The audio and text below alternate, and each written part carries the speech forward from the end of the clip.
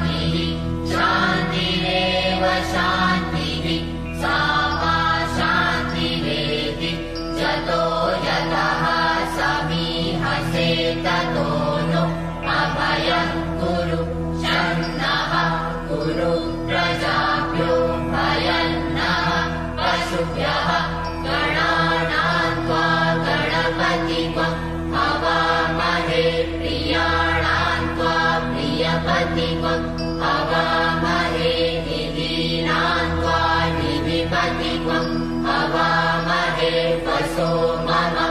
आहमजानि गर्भधमा त्वमजासि गर्भधम् गायत्री तिष्ठु जगत्यनुष्ठु अन्त्यासः बृहत्युष्णिहाककुम् सूचीभिः शम्यन्तु त्वम् विपदाचाश्च त्रिपदाचाश्च षट्पदाः द्विछन्दाचाश्च सछन्दाः सूचीभिः शम्यन्तु त्वम् सहसो माः सह छन्दस आवृतः सह प्रमारिकयः सप्तदैव्याः पूर्वेखाम् पन्थामनुदृश्यतीरा अन्वाले भिरेरथ्यो नरश्मिन्ना ॐ चक्रतो दूरमुदैति कैमन्तनु सुप्तस्य तथैवैति दूरङ्गमन् ज्योतिकान् ज्योतिरेकन् तन्मे मनः शिवसङ्कल्पमस्तु येन कर्माण्यपसो मनी कृणोचके कृणमन्ये विदधे कुधीराः जगपूर्वम् जक्षमन्तः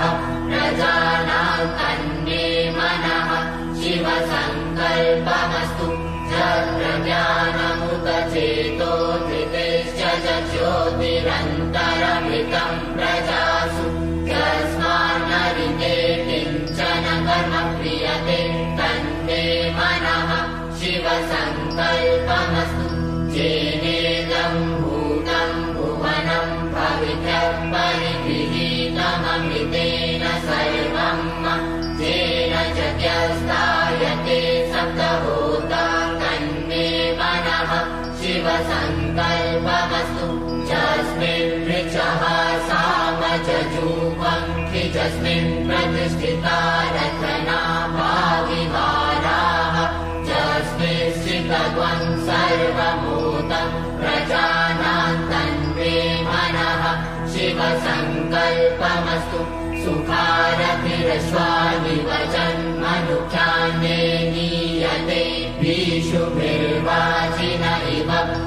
प्रतिष्ठन् जगचिरम् जविष्ठन् तन्मे मनः शिवसङ्कल्पमस्तु हरिः ॐ सहस्रशीर्षा पुरुषः सहस्राक्षः सहस्रपाद स भूमित्वम् सर्वतः स्थित्वा त्यतिष्ठत्तशाङ्कुलम् पुरुष एवेदत्वम् सर्वम् जन्मभूतम् च भाव्यम् उदामृतत्वशेषानो जगन्येनातिरोहति एतावानस्य महिमातो ज्यायाश्च पूरुषः पादोऽस्य विश्वाभूतानि त्रिपादस्यामृतम् दिवि त्रिपादूर्ध्व उदयपुरुषः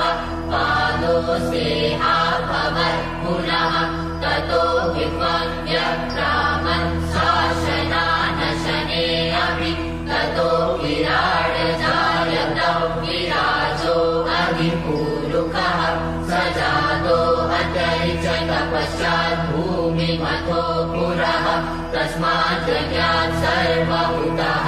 सम्भृतम् पृथदाज्यम् पशुस्ताश्चक्रे वायव्यानारण्यात् ग्राम्याश्च चेत् तस्मात् जज्ञात् सर्वभूतरिचः सामानि च तिरे छन्दावंसि च तिरे तस्मात् यजुस्तस्मादजायत तस्मात् श्वा अजायन्त चेते चोभयाततः गावो हज तिरे तस्मात् जाता अजावयः तञ्चक्यम् कलिके प्रोक्षन् पुरुषम् जातमग्रतः तेन देवा अयजन्त सात्व्यानिकयश्च जत्पुरुषम् व्यदधुः प्रतिधाव्यकल्पयन् मुखम् किमस्यासि किम् बाहु किमूरुपादा उचेते ब्राह्मणोऽस्य मुखमासीत्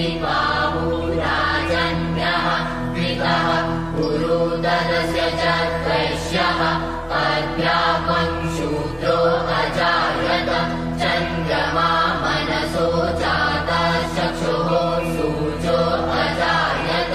श्रोत्राद्वायुश्च प्राणश्च मुखादग्निरजायत नाभ्या आसीदन्तरिक्षगुं शीर्ष्णोद्योः समवर्तत पद्भ्यां भूमिर्दिशः श्रोत्रात् तथा लोकान् अकल्पयन् जगुरुकेण हविषा देवा जज्ञमतन्वत वसन्तोऽस्यासीताचङ्क्रीग्मरिमः शरद्भविः सप्तास्यासन् परिभयस्त्रिभिः सप्तसमिधः कृताः देवा जगयन्तन्वाना अवतन् पुरुखं पशुम् जगेन जज्ञमयजन्त देवास्तानि धर्माणि प्रथमान्यासन्न देहनागं महिमानः सचन्त चक्रपूर्वे साध्याः सन्ति देवाः अद्भ्यः संहृतः पृथिव्यैरसा च विश्वकर्मणः समवर्तताग्नि तस्य तुष्टा विदधद्रूपमेति तन्मर्त्यस्य देवत्वमाजानमग्रे वेदाहमेतं गुरुकं महान्तमादित्यवर्णन् तमसः परस्तात् त्वमेव विदित्वाति मृत्युमेति नान्यः पन्थां विद्यते यनाय प्रजापतिश्चरति गर्भे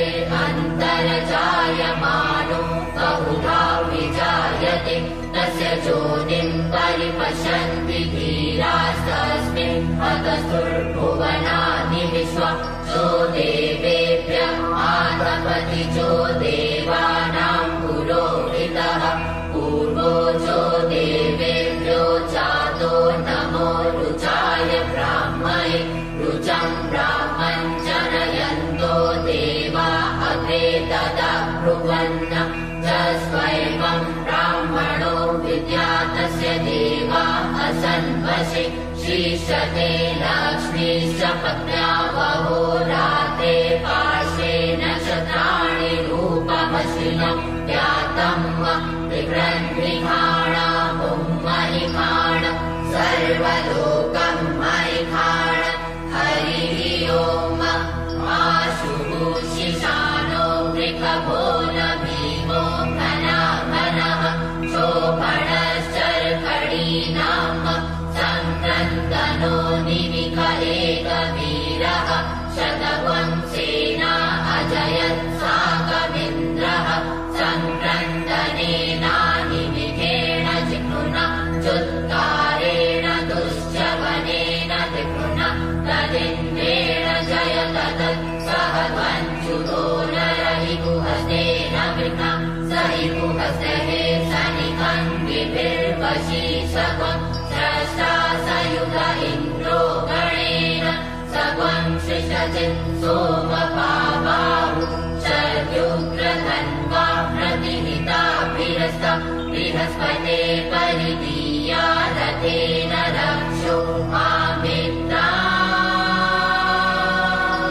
अपवादमानः प्रपञ्चन् सेनाः प्रमिळो जुधा जयन्तस्माकमेत्यभिता रथानाम् बलविद्यायस्तविरः प्रवीरः सहस्वान्वाजी सहमान उग्रः अभिवीरो अभिसत्त्वा सहोजा चैत्रमिन्द्ररथमातिष्ठगोविद गोत्रविदं गोविदं वज्रबाहुं जयन्तमज्वं प्रमिळन्तमोजस विमग्वं सजाता अनुवीरयध्वमिन्द्रग्वं सखायो अनुसग्वं प्रगत्वम् अभिगोत्राणि सहसागाः मानोदयो वीरः शतमन्युरिन्द्रः दुश्चवनः पृतनाकाडयुध्योऽस्माकं सेना अवतु प्रयुत्सु इन्द्रहासार्तेता बृहस्पते दक्षिणा जज्ञः पुरहेतु सोमः देवसेनानामभिभञ्जतीनां जयन्तीनां मरुतो जन्त्वब्रह्म इन्द्रस्य विष्णो वरुणस्य राज्ञ आदित्यानाम् मरुतापम् शर्दो ब्रह्म महामनसाम् भुवनच्यमानाम् गोपो देवानाम् जयतामुदसार्ग उत्तर्भयमगवन्नायुधान्युत्सर्वनाम् मामकानाम् मनावंसि उत्वृत्र अन्वाजिनाम् वाजिनान्युद्रथानाम् जयताम् जन्तु गोखाः अस्माकमिन्द्रः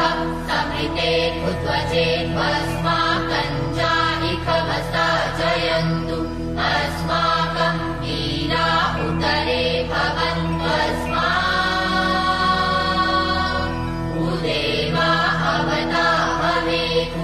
अमीकाञ्चित्तम् प्रतिलोभयन्ति गृहाणाम् गान्यप्येपरेणि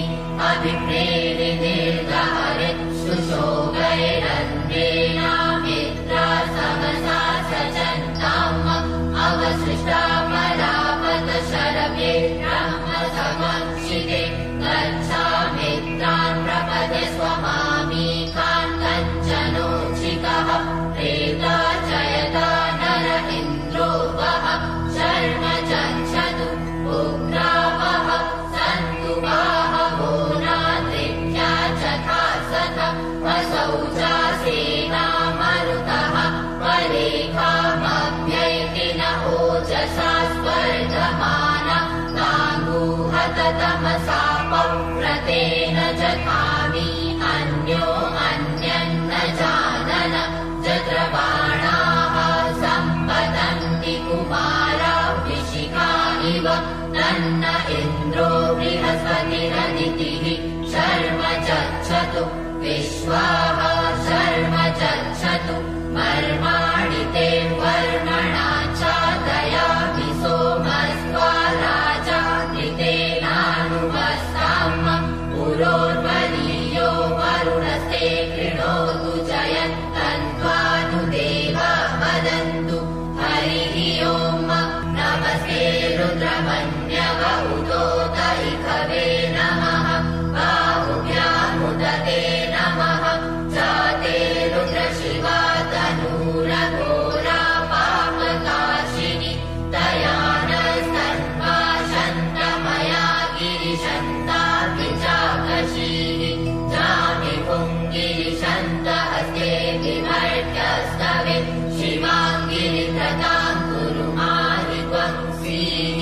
कुरु पञ्चगतम् शिवेन वचसा त्वा गिरिशाचा वदामसि जथानहम् सर्वमिज्जगदयाश्मत्वम् सुमना असत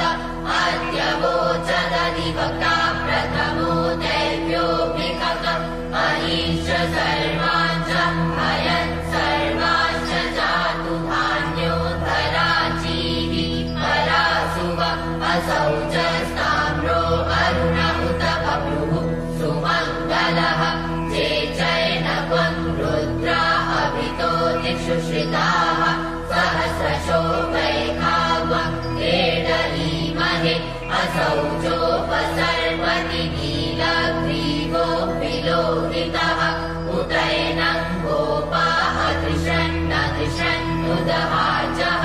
सदृष्टो मृडयातिनः नमोऽस्तु नीलग्रीवाय सहस्राक्षाय मीढुके अथो जे अस्य सत्त्वानो हन्तेभ्यो करन्नमः प्रमुञ्च धन्वनस्त्वमुभयो राज्ञो जाम जाशते हस्तनिखवः पराता भगवो वप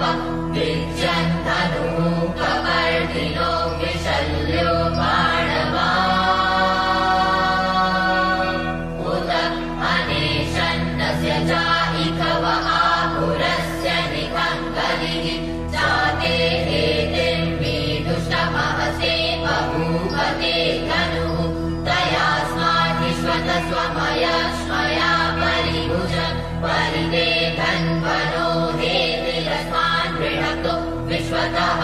अथो जहि कुतिस्तवारे अस्मन्निधे हितम् अवदत्य धनुष्वं सहस्राक्षशते कृते निशेषशल्यानां मुखाशिवो नः सुमना भव नमस्त आयुधाय नादताय नृग्नवे उभाभ्यामुदते नमो बाहुभ्यां तव धन्वने मानो महान्तमुतमानो अर्भकं मान उषन्तमुतमान उषितं मानो वदीः पितरं मोदमातरं मानः प्रियास्तन्वो रुद्रनीरिभः मानस्तोके तनये मान आयुधि मानो गोकुमानो अशेकुलीलिकः मानो वीरान् रुद्रभामिनो वदेर्हविकमन्तः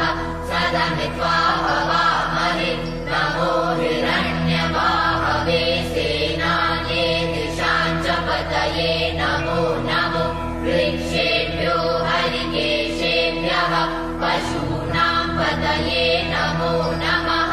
शक्तिञ्जराय द्विमते पतीनां पतये नमो नमो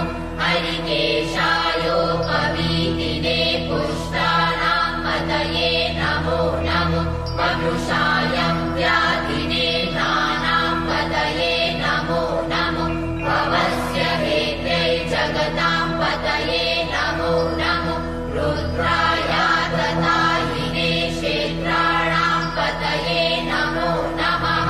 सूताय हत्यै वनानां पतये नमो नमो रोहिताय सपतये वृक्षाणां पतये नमो नमो भुवन्तये पारिवस्कृतायोखधीनां पतये नमो नमो मन्त्रिणे वाणिजाय कक्षाणां पतये नमो नमः उच्चैर्भोगाय ग्रन्थयते पत्नीनां पतये नमो नमः कृत्स्नाय तया धावते सत्त्वनां पतये नमो नमः सहमानाय निव्याधिन आव्याधिनीनां पतये नमो नमो निकङ्किणे ककुभायस्तेनानां पतये नमो नमो निचेरवे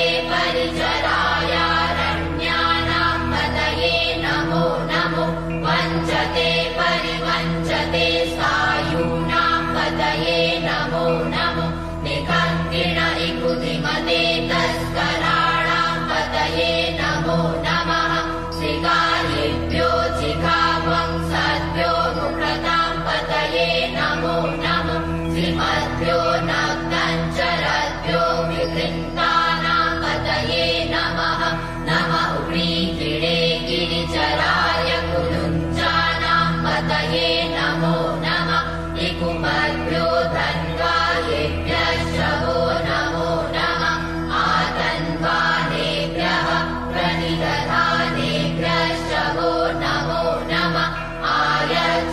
आयच्छद्भ्योऽस्यभ्यश्च वो नमो नमो निसिचद्भ्यो विद्यद्भ्यश्च वो नमो नमः स्वपद्भ्यो जाग्रद्भ्यश्च वो नमो नमः शयानेभ्य आसीनेभ्यश्च वो नमो नमस्तेष्टद्भ्यो धावद्भ्यश्च वो नमो नमः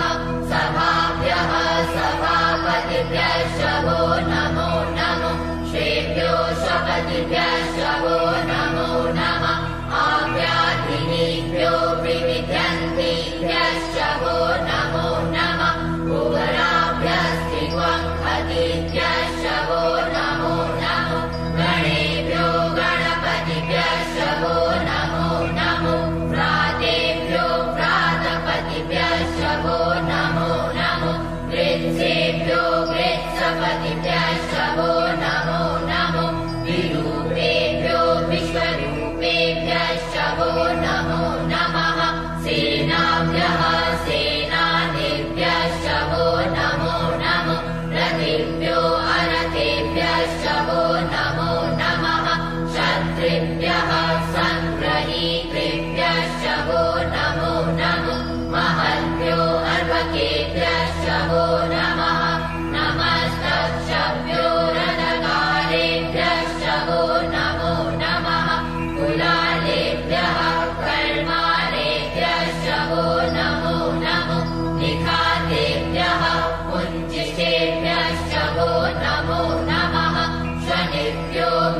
पशुभ्यश्च वो नमो नमः श्वभ्यः श्वपतिभ्यश्च वो नमो नमो भवाय च रुद्राय च नमः शर्वाय च पशुपतये च नमो नीलग्रीवाय च शितिकण्ठाय च नमः कपर्दिने च वृत्तकेशाय च नमः सहस्राक्षाय च शतधन्वने च नमो गिरिशयाय च शिपिविष्टाय च नमो मीदुषमाय चेकुमते च नमो ह्रस्वाय च वामनाय च नमो बृहते च अर्कीयसे च नमो वृत्ताय च सवृते च नमो याय च प्रथमाय च नमः आशवे चाचिराय च नमः शीघ्राय च शीघ्राय च नमः पूर्ण्याय चावसन्याय च नमो नादेयाय च द्वितीयाय च नमो ज्येष्ठाय च कनिष्ठाय च नमः पूर्वजाय चापरजाय च नमो मध्यमाय चापगल्भाय च नमो जघन्याय च बुद्ध्याय च नमः सोऽप्याय च प्रतिसर्जाय च नमो जाम्याय च शेन्याय च नमः श्लोक्याय चावसान्याय च नमः पूर्वजाय च खल्याय च नमो मन्याय च कक्ष्याय च नमः शवाय च प्रतिशवाय च नमः आशुकेणाय चाशुरथाय च नमः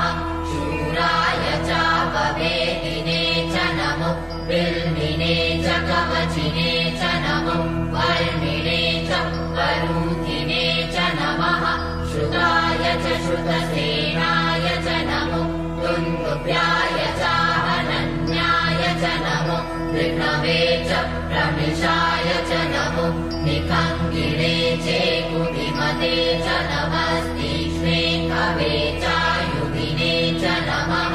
स्वायुधाय च सुधन्वने च नमः श्रुत्याय च पथ्याय च नमः काट्याय च निव्याय च नमः कुल्याय च सरस्याय च नमो नादेयाय च ऐषन्ताय च नमः कूप्याय च भट्याय च नमो वेद्याय च तप्याय च नमो वेद्याय च विदुत्याय च नमो वर्ध्याय च वर्ध्याय च नमो वाद्याय च लेम्याय च नमो वास्तव्याय च वास्तुपाय च नमः सोमाय च रुद्राय च नमस्ताम्राय चारुणाय च नमः शम्भवे च पशुपतये च नमः उग्राय च भीमाय च नमो देवधाय च दूरे वधाय च नमो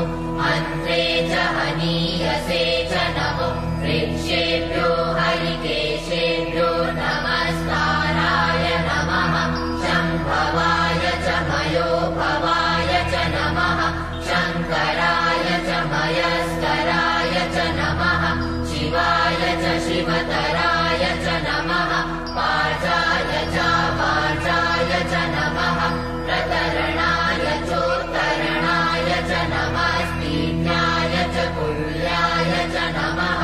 शक्त्याय च फेन्याय च नमः सिकत्याय च प्रवाहजाय च नमः विद्वंशिलाय च शयनाय च नमः कपर्दिने च पुलस्तये च नमः हिरण्याय च प्रपत्याय च नमो व्रज्याय च गोष्ठ्याय च नमस्तल्प्याय च गेहजाय च नमो विरज्जाय च निवेद्याय च नमः काट्याय च गहवरिष्ठाय च नमः श्रुत्याय च हरित्याय च नमः पाग्वंसव्याय च रजस्याय च नमो लोक्याय चोलभ्याय च नमः पूर्व्याय च सूर्याय च नमः वर्णाय च वर्णशलाय च नमः उत्कुर्माणाय च विघ्नते च नमः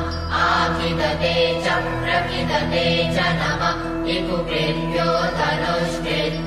पशवो नमो नमो वः गिरिकेभ्यो देवानागं हृदयेभ्यो नमो विचिन्वन्तेभ्यो नमो विचिणत्तेभ्यो नमः आनेहतेभ्यः प्रापे अन्धसस्पते दरिद्रनीललोहित आसां प्रजानामेकां पशूनाम् आपे आरो मोचनः किञ्चनामहत विमारुद्राय तवसे कपर्दिने शयद्वीराय प्रभरामहे महीः जथाशमसद्विपदे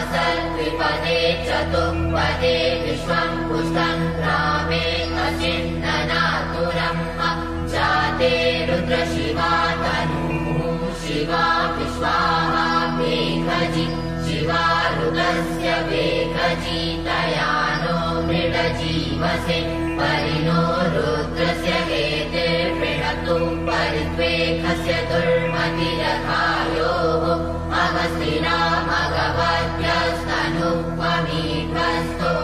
अगस्तिनामगवद्यस्तनुपमीध्वस्तोकायतनयाय मृड नीडुषम शिवतम शिवो नः सुमना भव परमे वृषहायुधं निधाय कृत्तिं वसान आचर पिनाकं विप्रदागहि विधिवेन्द्रविलोहित नमस्ते अस्तु भगवः जास्ते सहस्रगं हेतयो नमस्मन्ति वपन्तुताः सहस्राणि सहस्रशो बाहवोस्तव हेतयः तासामीशानो भगवः पराचीना मुखाकृति असङ्ख्याता सहस्राणि चे रुद्रा अधिभूम्याम् रेखावं सहस्रयोजने वधन्वानि तन्मसि अस्मिन् महत्यर्णवेन्तरिक्षे भवामहि रेखावं सहस्रयोजने वधन्वानि तन्मसि नीलग्रीवाशितिकण्ठादिवं रुद्रा उपश्रिताः रेखावं सहस्रयोजने वधन्वानि तन्मसि नीलग्रीवाः शितिकण्ठाः शर्वा अधः शमाचराः रेखावं सहस्रयोजने वधन्वानि तन्मसि चेवृषे कुशः पिञ्जरा नीलग्रीवा विलोहिताः रेखावं सहस्रयोजने वधन्वानि तन्मसि चे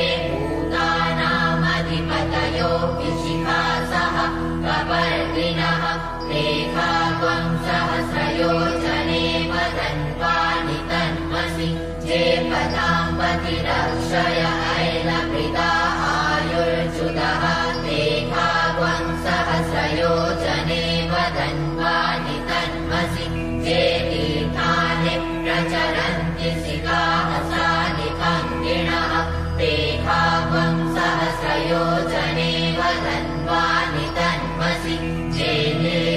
विविध्यन्ति पात्रे कुपिबतो जनान् रेखावं सहस्रयोजने वधन्वानि तन्मसि च एतावन्तश्च भूयावं सहस्र दिशो रुद्रापितस्तिरे रेखावं सहस्रयोजने वधन्वानि तन्मसि नमोऽस्तु रुद्रेभ्यो जे दिवि चेखाम्बर्कमिकवः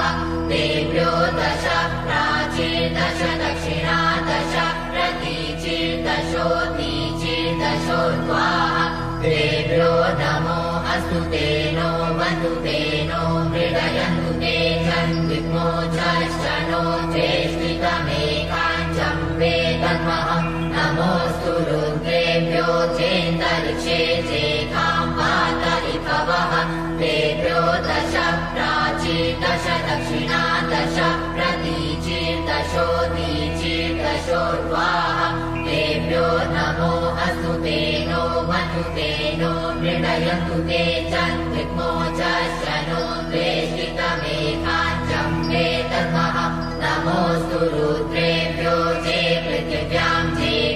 जेखामन्नमिखवः तेभ्यो दश प्राचीर्दश दश दक्षिणा दश प्रतीचीर्दशोतीचीर्दशोर्वाः तेभ्यो नमो अस्तु तेनो वन्तु तेनो मृडयन्तु ते चन्द्रिको दशनो द्वेष्टितमेकाञ्चं वेदनः हरिः ॐ वयवं सोमव्रते तव मनस्तनूपुविव्रतः प्रजावन्तः सचेमहि देखते रुद्रभागः सहस्रसाम्बिकया तञ्जुकस्वसाहैकते रुद्रभाग आपुस्ते पशुः महरुद्रमदीमहजवदेवन्त्र्यम्बकम् जन्मानो वस्य सस्करन्यथानः श्रेयसस्करन्यथानो व्यवसाययात भेखजमसि भेखजङ्गमेश्वाय पुरुखाय भेखजम् सुखम् मेघाय मेघ्यै त्र्यम्बकम् जजामहे सुगन्धिम् कुशिवर्धनम् उर्वारुकमिव बन्धनान् मृत्योर्मुक्षीयमामृतात् त्र्यम्बकम् जजामहे सुगन्धिम् पतिवेदनम् उर्वारुकमिव बन्धनादितो मुक्षीयमामुतः एकते रुद्रावसन्तेन परो मूजवतोतीः अवतत गङ्गापिनाकावसः कृतिवासा हरिवंसन्नः शिवोतीः त्रायुकम् जमदग्नेः कश्यपस्य त्रायुकम् जद्देवे पुत्रायुकम् तन्नो अस्तु त्रायुकम् शिवो नामासि स्वतिस्ते पिता नमस्ते अस्तु मामायुक्वंसीः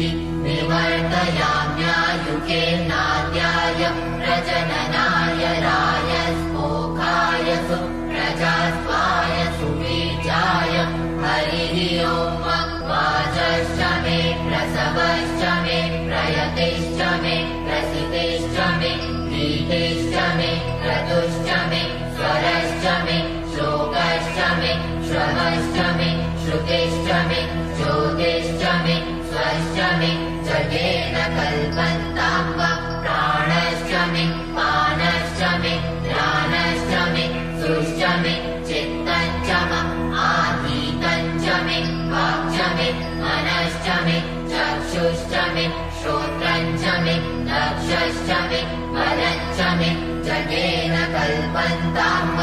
ओजश्च मे सहश्च मम आत्मा च मे तनुश्च मे शर्म च मे कर्म च मे कानि च मे दीनि च मे परूपक्ति च मे शरीराणि च मम आयुश्च मे जरा च मे जगेन कल्पन्ताम्ब ज्येष्ठयञ्च मम आधिपत्यञ्च मे मन्युश्च मे धामश्च मे मश्च मे भश्च मे जेमा च मे महिमा च मे परिमा च मे प्रतिमा च मे प्रतिमा च मे राहिमा च मे वृत्तञ्च मे वृद्धिश्च मे जगेन कल्पन्ताम्ब सत्यञ्च मे श्रद्धा च मे जगच्च मे धनञ्च मे विश्वञ्च मे महश्च मे क्रीडा च मे बोधश्च मे जातञ्च मे चरित्यमाणञ्च मे सुखञ्च मे सुपितञ्च मे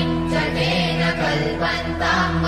ऋतञ्च मे ऋतञ्च मे लक्ष्मञ्च मे नामयञ्च मे जीवातुश्च मे दीर्घायुत्वञ्च मे नमितञ्च मे भयञ्च मे सुखञ्च मे शयनञ्च मे सुखाश्च मे सुदिनञ्च मे जगेन कल्पन्ताम्ब जन्ता च मे धर्ता च मे क्षेमश्च मे धृतिश्च मे विश्वञ्च मे महश्च मे संविच्च मे यात्रञ्च मे सुश्च मे प्रसुश्च मे शीलञ्च मे नयश्च मे जगेन कल्पन्ताम्ब शञ्च मे मयश्च मे प्रियञ्च मे मृगामश्च मे कामश्च मे सौमनसश्च मे भगश्च मे द्रविणञ्च मे भद्रञ्च मे श्रेयश्च मे वसीयश्च मे यशश्च मे जगेन कल्पन्ताम्ब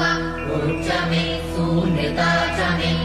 रसश्च मे रसश्च मे कृतञ्च मे मधुच मे सर्वेश्च मे सपीकेश्च मे कृषिश्च मे कृष्टिश्च मे चैत्रञ्च औद्वित्यञ्च मे जगेन कल्पन्ताम् रयिश्च मे रायश्च मे पुष्टञ्च मे पुष्टिश्च मे विभुच मे प्रभुच मे पूर्णञ्च मे पूर्णतरञ्च मे पुयवञ्च मे शितञ्च मे नञ्च मे शुच्च मे जगेन कल्पन्ताम् वित्तञ्च मे वेद्यञ्च मे भूतञ्च मे पवित्रञ्च मे सुगञ्च मे सुपथ्यञ्च विद्वञ्च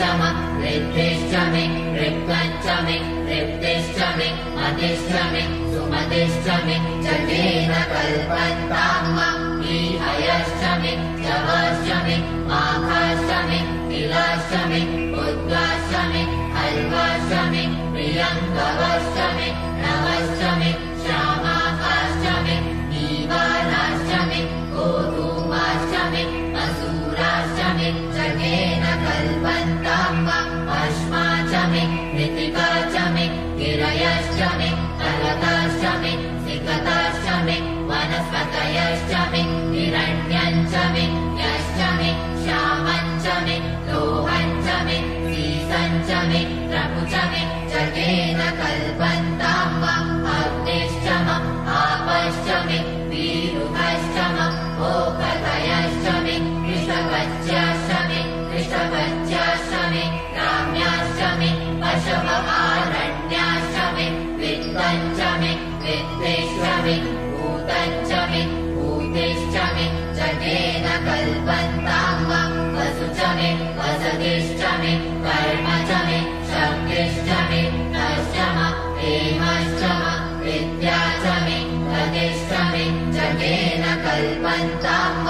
अग्निश्च इन्द्रश्च मे सोमश्च इन्द्रश्च मे सविता च इन्द्रश्च मे सरस्वती च इन्द्रश्च मे मुखा च इन्द्रश्च मे बृहस्पतिश्च इन्द्रश्च मे जगेन कल्पन्ताम् मित्रश्च इन्द्रश्च मे वरुणश्च इन्द्रश्च मे धाता च इन्द्रश्च मे त्वष्टा च इन्द्रश्च मे मरुतश्च इन्द्रश्च मे विश्वे च मे देवा इन्द्रश्च मे जगेन कल्पन्ताम् पृथिवी च इन्द्रश्च मे अन्तरिक्षञ्च इन्द्रश्च मे योश्च इन्द्रश्च मे समाश्च इन्द्रश्च मे नक्षत्राणि च इन्द्रश्च मे दिशश्च इन्द्रश्च मे जगेन कल्पन्ताम् अग्वंशुश्च मे रश्मिश्च मे ताम्रश्च मे द्विपतिश्च उपाग्वंशुश्च मे तैजामश्च ऐन्द्रवायवश्च मे मैत्रावरुणश्च आश्विनश्च मे प्रतिप्रस्थानश्च मे शुक्रश्च मे मन्ती च मे जगेन कल्पन्ताम् आग्रयणश्च मे वैश्वदेवश्च मे ध्रुवश्च मे वैश्वानरश्च ऐन्द्राग्नश्च मे महावैश्वदेवश्च मे पर्वतीयाश्च मे निष्केवल्यश्च मे सावित्रश्च मे सारस्वतश्च मे आग्निवतश्च मे आर्योचनश्च मे जगेन कल्पन्ताम् सुजश्च मे चमसाश्च मे वायव्यानि च मे द्रोणकलशश्च मे रावाणश्च मे विकवणे च मे भूतभृच्च माधवनीयश्च मे वेदिश्च मे पर्हिश्च मे ववृतश्च मे स्वगाकारश्च मे जगेन कल्पन्ताम् अग्निश्च मे कर्मश्च मे कश्च मे सूर्यश्च मे प्राणश्च मे स्वमेधश्च मे पृथिवी च मे दिदिश्च मे दिदिश्च मे यौश्च मे कुलयः चत्वरयो दिशश्च मे जगेन कल्पन्ताम् रतञ्च ऋतवश्च मे तपश्च मे संवत्सरश्च मे होरात्रे उर्वष्टिवे बृहद्रथन्तरे च मे जगेन कल्पन्ताम् एका च मे तिस्रश्च मे पञ्च पञ्च च मे पञ्च च मे सप्त च मे सप्त च मे नव च मे नव च म एकादश च म एकादश च मे त्रयोदश च मे त्रयोदश च मे पञ्चदश च मे पञ्चदश च मे सप्तदश च मे सप्तदश च मे नवदश च मे नवदश च म एकविंशतिश्च म एकविंशतिश्च मे त्रयोविंशतिश्च मे त्रयोविंशतिश्च मे पञ्चविंशतिश्च मे पञ्चविंशतिश्च मे सप्तविंशतिश्च मे सप्तविंशतिश्च मे नवविंशतिश्च मे नवविंशतिश्च म एकत्रिंशच्च म